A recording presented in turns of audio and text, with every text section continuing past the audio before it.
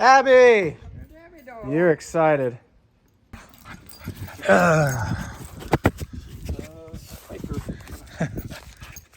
All the new smells. Oh yeah. Are you happy to hang out with us?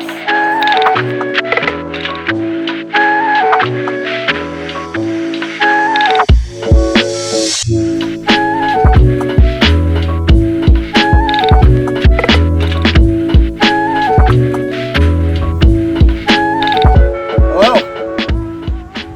Welcome to vlog 8. It's been over a week and I'm still doing it. The topic of today is stoicism, which is the endurance of dealing with pain or hardship without displaying any feelings and without complaining.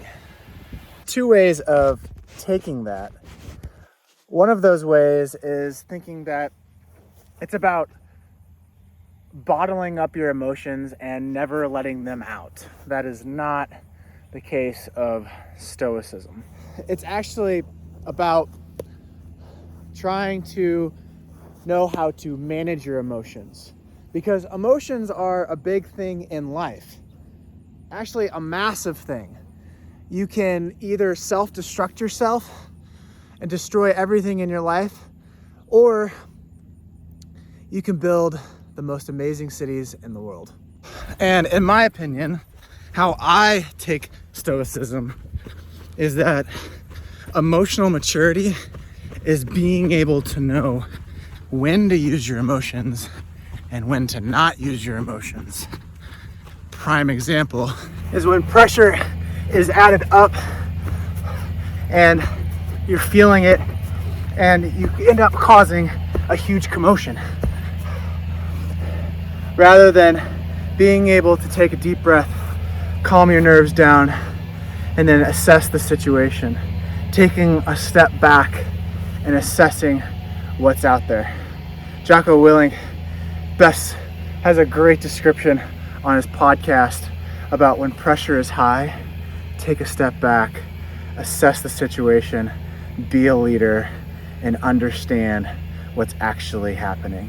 Completely remove yourself emotionally from where you are. And this is a lot harder than it seems because your ego gets involved. And about stoicism is you're trying to not eliminate the ego altogether, but to control it. Because the ego can be a really good thing, but it can also be poison.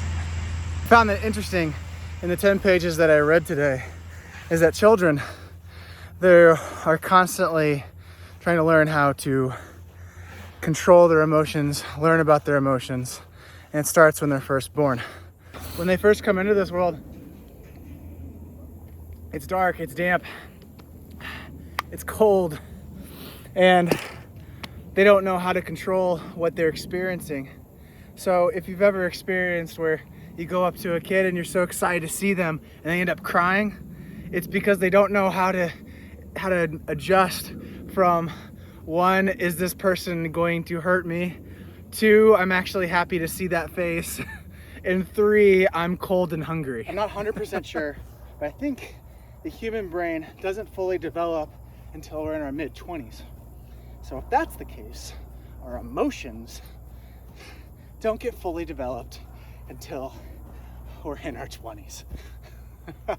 Which puts a lot of things in perspective when you were dating in high school.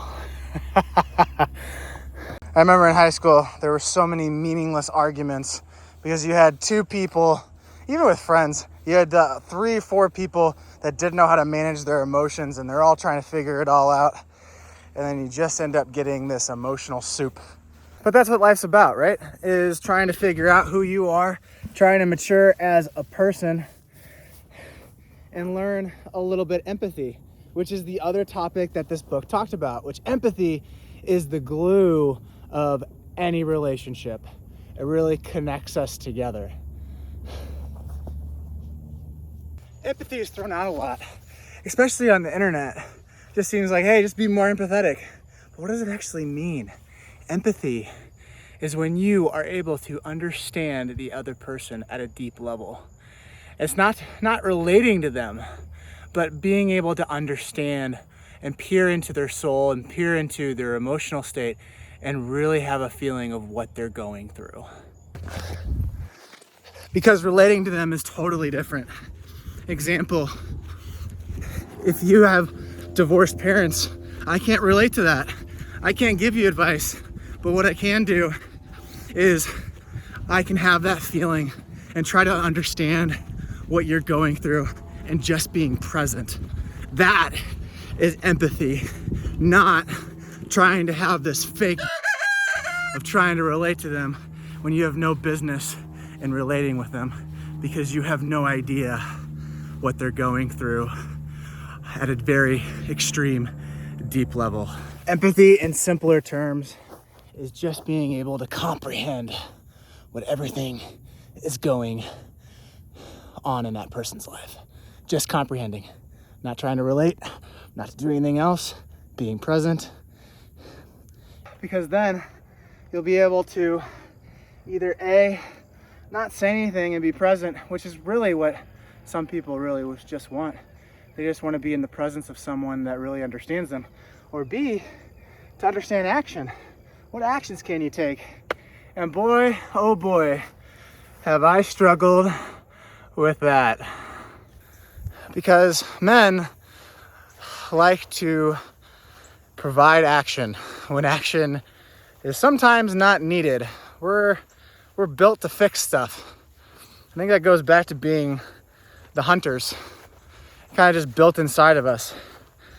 But as a man, I can grow and I can provide action when it's needed and provide action when it is not needed, because staying still and listening is an action, and we forget about that consistently. So I'm 30 minutes into my workout and I haven't really worked out.